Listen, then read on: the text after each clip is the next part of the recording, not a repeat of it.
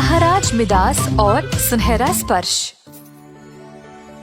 कई साल पहले था एक महाराज मिदास नामक। मिदास की थी एक छोटी सी पुत्री जिसका नाम था मैरीगोल्ड। वह अपनी बेटी से बहुत प्यार करता था। महाराज मिदास बहुत ज्यादा अमीर था। बोला जाता था कि उनके पास सबसे ज्यादा सोना था। उनके महल में पूरा एक कमरा सोने के सिक्कों से भरा पड़ा था। जैसे समय बीतता गया, महाराज मिदास को अपने सोने से बहुत ही ज्यादा लगाव हो गया।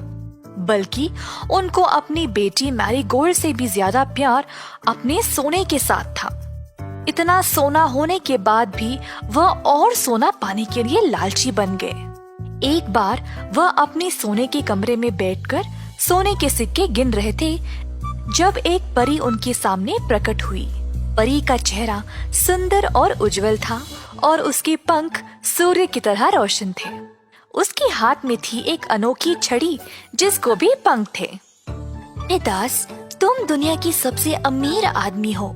इस पूरे धरती पर ऐसा कोई भी राजा नहीं है जिसके पास इतना सोना है। शायद तुम देख रही हो इस कमरे को, पूरा सोने से भरा है।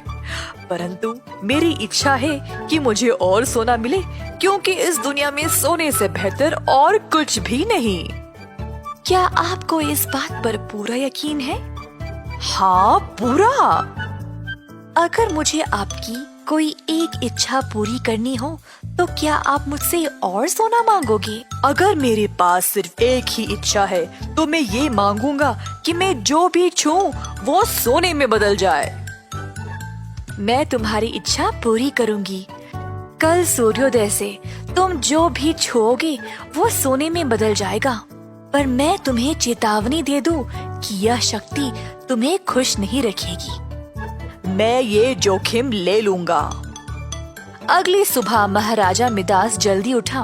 वह उत्सुक था कि परी का दिया हुआ वरदान सच हुआ या नहीं। सूर्योदय होते ही मिदास ने हल्के से अपने बिस्तर को छुआ और बिस्तर सोने में बदल गया।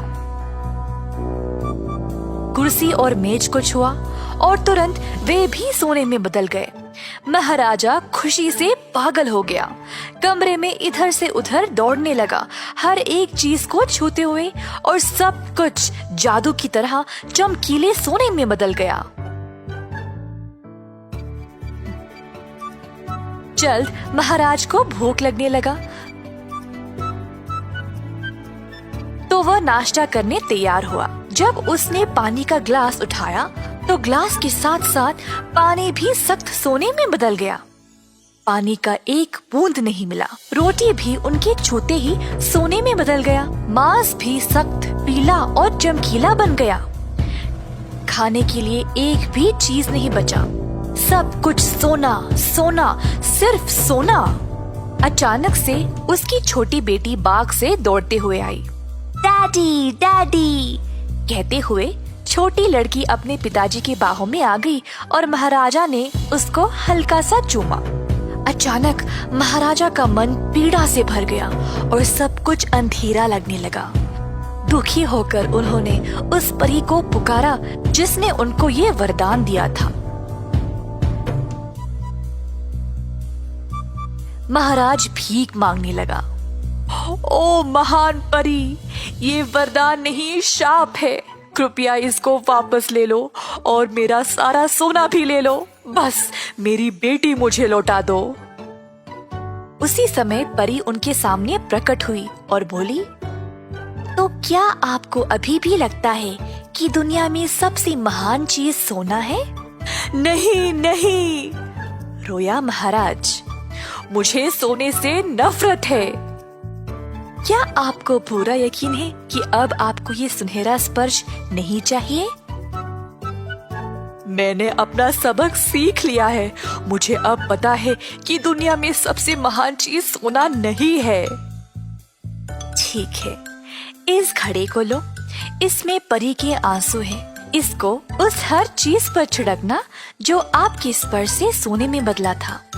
ऐसा करने के बाद सब कुछ पहले जैसा हो जाएगा। महाराज ने घड़ा लिया और अंदर अपनी बेटी के पास दौड़े।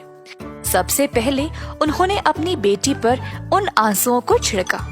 तुरंत छोटी सुनहरी पुतली वापस इंसान में बदल गई और अपने पिताजी को चूमा। महाराज ने अब खाने पे भी छिड़का और नाश्ता असली रोटी और असली मक्खन में वापस बदल गया। महाराज को सोने से इतनी नफरत हो गई थी कि उन्होंने बाकी के सारे चीजों पर भी छिड़का जो कुछ सोने में बदला था। उस दिन महाराज ने एक बहुत कीमती सबक सीखा कि सोना से दुनिया की सारी खुशियां भी नहीं खरीद पाओगे।